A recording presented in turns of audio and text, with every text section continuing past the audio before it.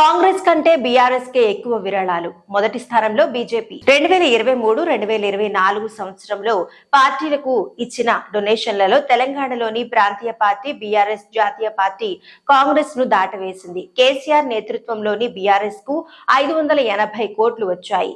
కాంగ్రెస్ పార్టీకి కేవలం 289 కోట్ల విరాళాలు వచ్చాయి.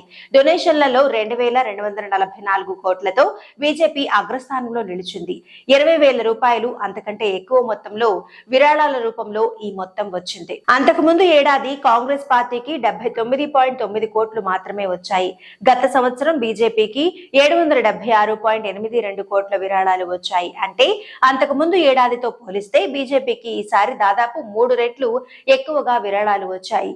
ఈ ఏడాది ఏపీలో టీడీపీకి 100 కోట్ల విరాళాలు వచ్చాయి.